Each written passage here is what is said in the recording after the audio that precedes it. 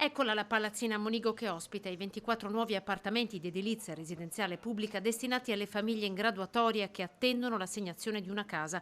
Una casa che arriverà chiavi in mano tra gennaio e febbraio, quando la palla passerà da Ater a Comune per le assegnazioni e poi di nuovo ad Ater per la stipula dei contratti. In clima natalizio, in momento di regali, anche Ater vuol fare un regalo e inaugura questo edificio nuovo, 24 alloggi realizzati con 5 milioni e 200 mila euro di finanziamenti. 5 milioni di euro di investimento, 2 di questi corrisposti da Ater come reinvestimento delle vendite, i restanti ottenuti grazie al Piano Nazionale di Edilizia Abitativa e al Piano Strategico Politiche della Casa del Veneto. Era un cantiere sofferto, non per colpa dell'Ater ma per vicissitudini. Adesso c'è la buona notizia che si è completato e quindi saranno disponibili per il comune e nel contempo inizierà parimenti un altro cantiere di altri 24 alloggi e porteranno veramente un toccasana per l'edilizia residenziale pubblica del comune di Treviso,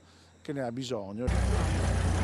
Nell'otto di fianco a gennaio il nuovo cantiere per altri 24 alloggi, oggi simbolicamente la posa della prima pietra.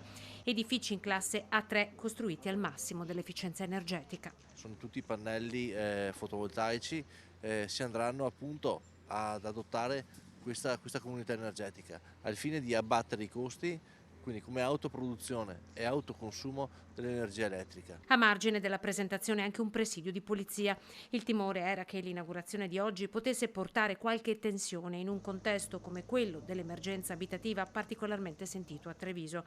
Una previsione che fortunatamente non si è avverata. L'auspicio nostro è che, vista l'imminente assegnazione di questi alloggi, ci sia consapevolezza di quelle persone che avranno la fortuna di entrare in questi bellissimi alloggi, di gestirli in maniera accurata e rispettosa, perché il bene va sicuramente consegnato ma va anche gestito, va rispettato.